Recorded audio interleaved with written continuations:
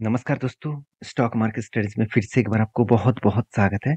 तो आज यहाँ पे मैं डिस्कशन करूँगा कुछ इम्पोर्टेंस अपडेट्स के बारे में कुछ कंपनीज़ के टेक्निकली चार्ट पैटर्न्स और फाइनेंशियल डिटेल्स के बारे में। तो वीडियो को लास्ट तक देखिएगा और अभी तक आपने चैनल को सब्सक्राइब नहीं किया, तो ज़रूर कर लीजिएगा कंटिन्यूअसली इन्फॉर्मेशंस और अपडेट्स पाने के लिए। तो चलो देख लेते हैं आज के स्टॉक के डिटेल्स के बारे में। सबसे पहले मैं डिस्कशन करूँगा सोना बीएलडब्ल्यू के बारे में। तो आप सभी जानते हैं सोना बीएलडब्ल्यू एक ऑटो इंसिलरीज कंपनी है और इस कंपनी के बारे में एक ही बात कहूँगा कि ये कंपनी जिस तरीके से परफॉर्मेंस कर रहा है और जिस तरीके से खुद को मतलब रिप्रेजेंट कर रहा है, तो मेरे हिसाब से इस कंपनी आज नहीं तो कल एक बड़ा धमाका कर सकते हैं। तो कितना धमाका कर सकते हैं मैं आपको बता दूँ। आप देखेंगे सोना बीएलडब्ल्यू जो मतलब कंपनीज है, इस कंपनी के बारे में बात करें तो मार्केट कैप टू सेल्स जो है, सॉरी, टोटली जो मार्केट कैप है इसका कितना 32,900 करोड़ का। और इस मार्केट कैप कंपनी ने अच्छा खासा गेन इसीलिए किया, कंपनी का शेयर प्राइस का गेन हुआ। तो शेयर प्राइस का गेन क्यों हुआ? क्योंकि कंपनी के बिजनेस जो मॉडल्स है, साथ ही साथ कंपनी जिस तरीके से बिजनेस किया उस हिसाब से अच्छा खासा गेन हुआ। जैसे ROCE एंड ROE दोनों ही ठीक ठाक लेवल में है। कंपनी की इंडस्ट्रीज पी भी ठीक है, एनुअली इनकम भी अच्छा खासा है और प्रोमोटर के पास भी होल्डिंग उतना ज़्यादा नहीं है, कम है। और कंपनी का डेप्थ बहुत कम है। ऐसे नहीं कि कंपनी का डेप्थ बहुत ज़्यादा है, जितना डेप्थ है उस डेप्थ को कंपनी इजीली मिटा सकते हैं। तो कंपनी का जो डेटोस डे है, वो डेटोस डे 83 डेज लगा देखने को मिला। तो पहले कितना डेटोस डे था वो देखना बहुत बहुत इंपॉर्टेंस होगा। तो अगर मैं डेटोस डे के बारे में बात करूँ तो एक टाइम 168 डेज था। मतलब कंपनी खुद का जो प्रोडक्ट है दूसरों को जो बेच रहा है, तो जिसको बेचा उन्होंने कितने दिनों के बाद पैसा दिया, तो वो पैसा यहाँ पे कहा जाता है डेटोस डे के हिसाब से। तो ये पॉइंट्स बहुत इंपॉर्टेंस है क्योंकि इस पॉइंट्स के चलते हुए ही आपको पता चलेगा कि एक्चुअली कंपनी का मैनेजमेंट कितना स्ट्रांग है कि फटाफट पैसा उठा रहा है मार्केट से। तो मतलब मार्केट से पैसा उठा पा रहा है। तो कंपनीज के जो प्रॉफिट एंड लॉस है उसके बारे में डिस्कशन करूँ तो सेल्स तो लगातार इंक्रीज होता जा रहा है। इस बार भी इस साल में भी हाईएस्ट सेल्स हुआ। एक्सपेंस को भी मेंटेन करने के बाद कंपनी का ऑपरेटिंग प्रॉफिट मार्जिन जो है वो भी अच्छा खासा देखने को मिला। तो कंपनीज के यहाँ पे नेट प्रॉफिट जो है वो सारे टैक्सेशन, डिप्रिसिएशन और इंटरेस्ट सब कुछ मिटाने के बाद कंपनी के हाथ में इस बार हाईएस्ट प्रॉफिट जनरेट हुआ 395 करोड़ के आसपास। कंपनी का सेल्स का ग्रोथ अच्छा खासा हुआ, प्रॉफिट ग्रोथ भी ठीक ठाक हुआ, रिटर्न ऑफ इक्विटी भी ठीक ठाक हुआ और बाकी देखिए परसेंटेज ऑफ रिटर्न यहाँ पे नेगेटिव में है। तो इसी का ही आपको फायदा मिलेगा क्योंकि सब कुछ अगर पैरामीटर्स ठीक हो, अगर शेयर भाग नहीं रहा तो सोचना जब वो भागना स्टार्ट करेगा तब वो रुकेगा नहीं। जैसे एक एग्जांपल के हिसाब से आप केपीआईटी को देख लीजिए, आप एग्जांपल के हिसाब से टाटा मोटर्स को देख लीजिए। टाटा मोटर्स धीरे धीरे खुद को रिप्रेजेंट अच्छा खासा कर रहा था, खुद का बिजनेस को लॉसेस से प्रॉफिट में लेके आया और उसके बाद देखिए आज शेयर किस लेवल में है। तो मेरे कहने का मतलब है अगर आपने सही कंपनी सही टाइम में पकड़ लिया तो आपको डरने का, चिंता करने का जरूरत नहीं होगा। तो कैश फ्लो के बारे में बात करूँ तो कंटिन्यूसली कैश फ्लो को मेंटेन किया, लगातार लगातार कैश फ्लो को मेंटेनेंस देखने को मिला। ऐसे नहीं कि कंपनी के हाथ में पैसा नहीं आ रहा है, हर साल में ठीक ठीक टाइम में ठीक पैसा ही आ रहा है। तो कंपनी के लिए इसलिए इन्वेस्टर भी देखिए आज एफआईएस ने क्या किया, डबल के आसपास होल्डिंग्स को इंक्रीज कर दिया। एक टाइम 8.5% के आसपास था, आज कितना 3 गुना इन्वेस्टमेंट बढ़ा दिया, 3 गुना। तो 8 से मैं अगर 24 देखूँ तो 3 गुना इन्वेस्टमेंट बढ़ा दिया। तो इस तरीके से इन्वेस्टमेंट तभी बढ़ाए जाते हैं जब कंपनी के ऊपर भरोसा बढ़ जाता है। तो यहाँ पे आप ये भी कह सकते हैं सर डीएस के पास होल्डिंग बढ़ा, पब्लिक को भी होल्डिंग बढ़ाया, तो प्रोमोटर क्यों माल बेचा? देखिए कभी कभी कुछ सिचुएशन भी ऐसा होता है। मान के चलिए इस कंपनी ने 5 दोस्तों के दोस्त मिलकर इन स्टार्टिंग किए थे। उनमें से मान के चलिए 3 दोस्त बोल रहे हैं कि मुझे इस कंपनी में नहीं रहना है, मुझे इस बिजनेस में नहीं रहना है, मैं माल बेचूंगा और मैं माल बेचकर भाग जाना चाहता हूँ क्योंकि मुझे दूसरा बिजनेस करना है, मुझे इस बिजनेस में कुछ इंटरेस्ट नहीं आ रहा है। प्रॉफिट हो रहा है मगर उतना प्रॉफिट नहीं हो रहा है, किसी लोगों का तो यही होता है ना। तो उसको प्रॉफिट में संतुष्ट नहीं होता, वो ज़्यादा प्रॉफिट उसको चाहिए होता है, तो इसलिए वो पैसे को किसी जगह पे होल्ड नहीं करना चाहते, तो इसलिए उन्होंने क्या किया, माल बेचा। कुछ प्रोमोटर ने यहाँ पे माल बेचा। तो इसका मतलब ये नहीं है कि कंपनी बर्बाद हो गया। तो आप खुद ही जाकर देख लीजिए, देखिए यहाँ पे क्या हुआ।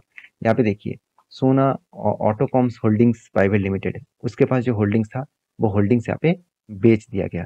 और देखिए यहाँ पे होल्डिंग्स किसके पास है, यहाँ पे आप देख सकते हैं किसने किसने माल बेचा, किसके पास है अभी, तो सब कुछ आपको दिखेगा। इसका मतलब है जो स्टेक है किसने खरीदारी की है और किसने माल बेचा, वो यहाँ पे आपको इजीली दिखेगा।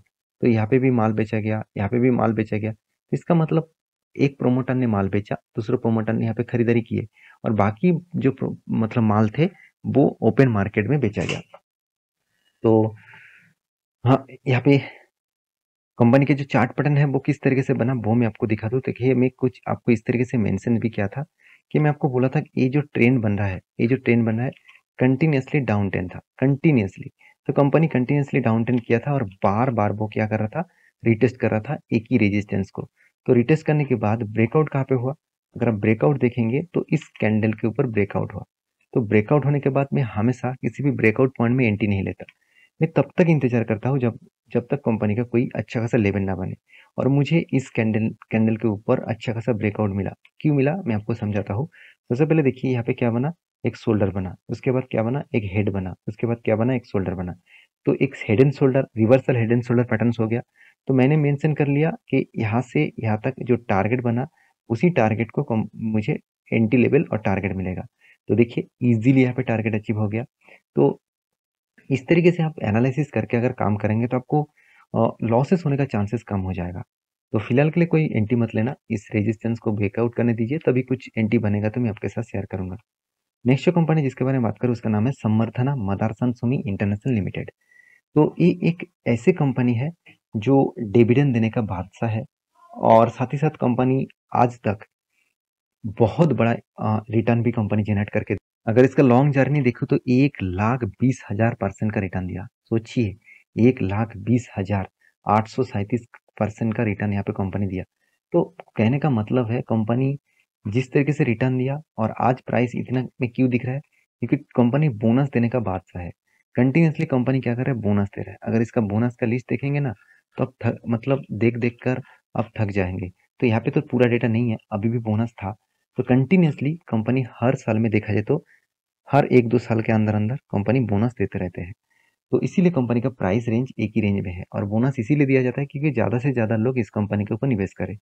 तो कितना निवेशक है, इन्वेस्टर के बारे में बात करें तो 64% तो प्रोमोटर के पास ही है। देखिए, प्रोमोटर ने खुद माल उठाया, इसका मतलब कुछ ना कुछ तो कंपनी के ऊपर बड़ा होने वाला है, तो इसलिए माल उठाया जा रहा है।